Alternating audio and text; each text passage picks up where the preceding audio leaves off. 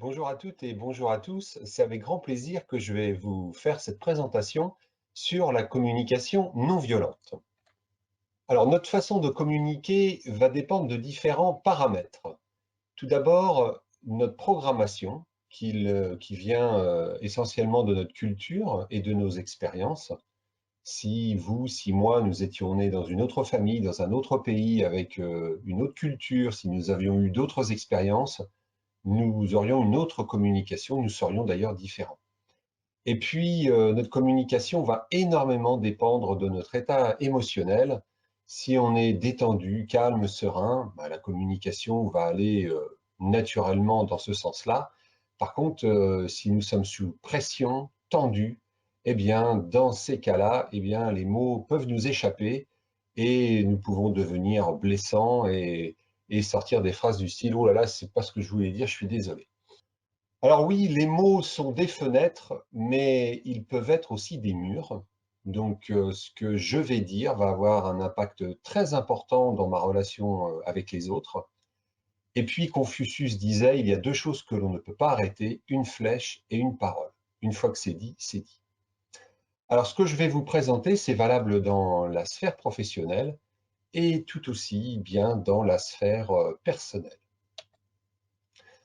Alors, la communication non violente a comme objectif principal, un, de réussir à savoir comment va chacun et ce qui peut être fait maintenant. Ça, c'est le premier point. Le deuxième point, avec les moyens dont on dispose. Il faut aussi mettre des limites, hein. Je ne peux pas promettre des choses que je ne peux pas tenir. Et afin d'améliorer ce qui doit l'être avec le bien-être de tout le monde. Donc ça, c'est quand même un objectif qui est très, très important. Alors, quelques formules ou quelques notions de base pour communiquer de façon non violente. Tout d'abord, s'inviter à éviter les phrases qui commencent par tu ou vous. J'ai eu pendant mes formations des formateurs qui me disaient le tu et le vous désavoue.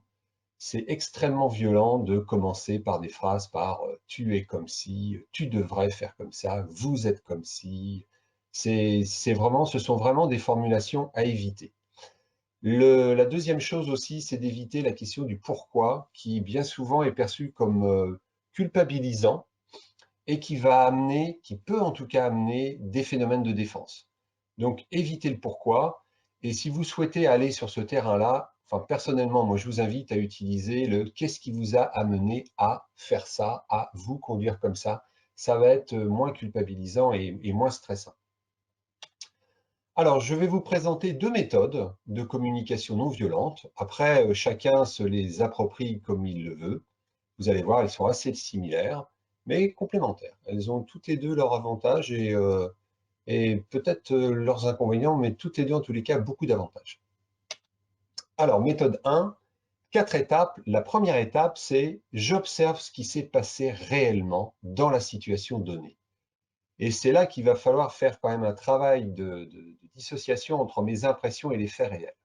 Donc, prendre le temps de bien définir ce qui s'est passé, les actes, les paroles de mon interlocuteur et en quoi ça contribue à mon mal-être.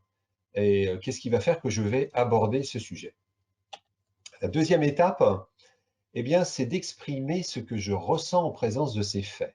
Ça me fait peur, ça m'inquiète, au contraire, ça me rend joyeux, je suis fâché. Ça va être très important d'être capable d'identifier les émotions qui commencent à monter quand je pense à la situation. Étape 3, je précise les besoins à l'origine de ces sentiments, de ces émotions. Et étape 4, je formule une demande précise et concrète. Alors, je vais vous donner deux exemples pour illustrer cela. Première chose, voilà, il y a une personne en ces moments de sujet autour de la sécurité sanitaire, il y a une personne dans l'équipe qui ne suit pas les consignes. Donc, ça peut se formuler de cette façon. Je constate que vous ne suivez pas les consignes sanitaires et je ne suis pas très satisfait et très préoccupé. Ça peut inquiéter les clients et j'ai besoin de voir que ce que l'on fait, eh bien, doit être bien fait pour maintenir la confiance de nos clients. Alors, est-ce que nous pouvons convenir qu'à présent, vous allez respecter ce que nous avons convenu? Ou bien, vous pouvez aussi formuler: «Ah, écoutez, je souhaite maintenant que vous appliquiez ce que vous avez convenu. Qu'en pensez-vous? Très important là de laisser la porte ouverte parce que c'est l'occasion de laisser la personne s'exprimer sur ce qui éventuellement l'amène, les freins qu'il peut y avoir à appliquer, en l'occurrence, les consignes. Donc là, ça va peut-être être un moment de discussion, une négociation, peut-être. En tous les cas, le but, c'est d'arriver à une conclusion et de bien noter, OK, je note que nous sommes d'accord. Donc vous aurez trouvé peut-être un accord négocié pour cette situation-là, mais de bien conclure que vous êtes arrivé à un accord. Deuxième exemple, le retard, qui est parfois peut arriver dans les équipes, hein. Donc je constate que vous arrivez 2-3 fois par semaine en retard et je suis vraiment pas satisfait et assez inquiet de l'évolution de la situation. Ça désorganise l'accueil et moi j'ai vraiment besoin de voir qu'on s'occupe rapidement des clients pour obtenir vraiment un bon niveau de qualité. Est-ce que nous pouvons convenir qu'à présent vous arriverez à l'heure? Autrement, vous pouvez formuler par je souhaite que dorénavant vous arriviez à l'heure. Qu'est-ce que vous en pensez? Là encore, c'est l'occasion d'écouter votre collaborateur ou votre collaboratrice ou quelqu'un d'autre hein, de votre famille, une personne de votre famille, puisqu'on parle aussi de la sphère familiale, et de donner vraiment la chance de bien s'écouter, de bien s'entendre sur ce qui a amené, généré ce dysfonctionnement.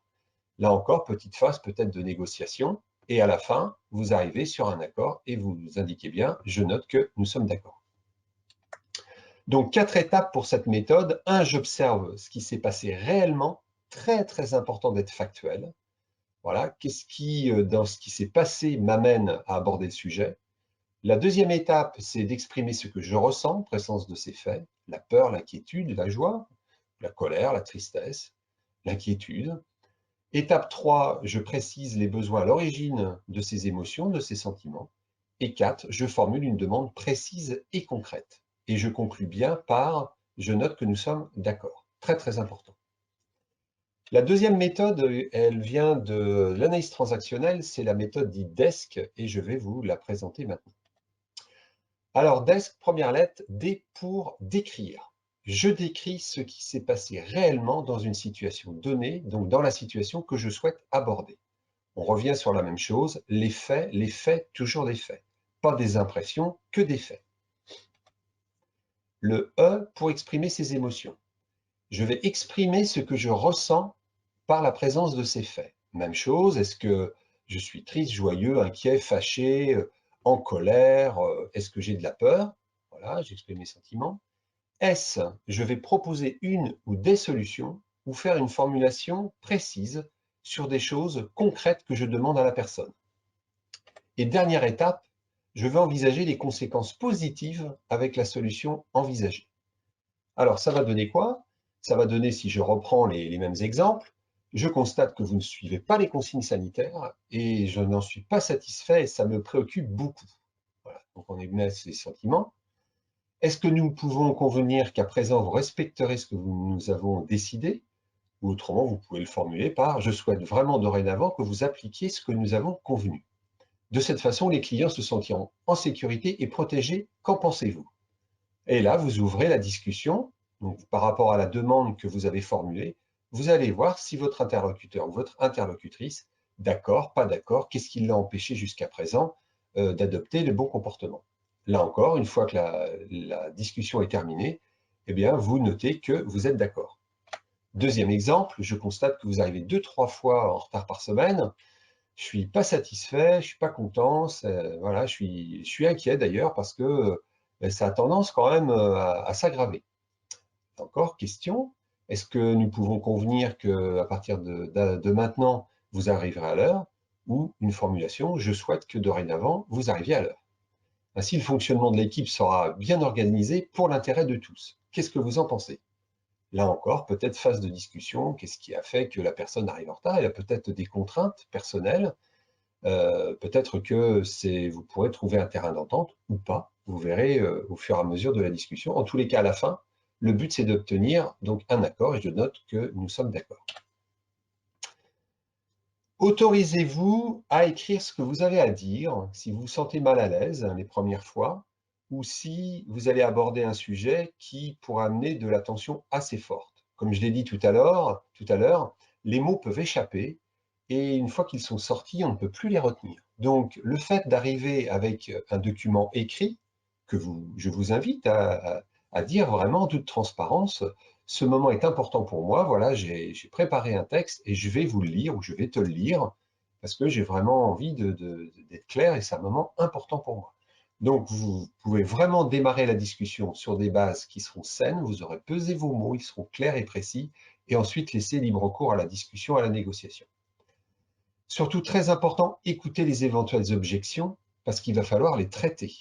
Si vous n'écoutez pas les objections, probablement que la situation va continuer. Donc, il va falloir être à l'écoute, vous inviter à être à l'écoute et traiter ces objections, c'est indispensable. Et puis, parfois, il y a des sujets pour lesquels les règles s'imposent, la législation, hein, le droit du travail, des choses comme ça. Eh bien là, il faut clairement dire à la personne qu'il n'y a pas de négociation possible. Eh bien, écoutez, je vous remercie pour votre écoute et puis je suis à votre disposition. Si vous avez des questions, je pense que vous connaissez mon mail ou vous pouvez facilement retrouver mon mail. Voilà, je suis à votre disposition et à bientôt. Merci.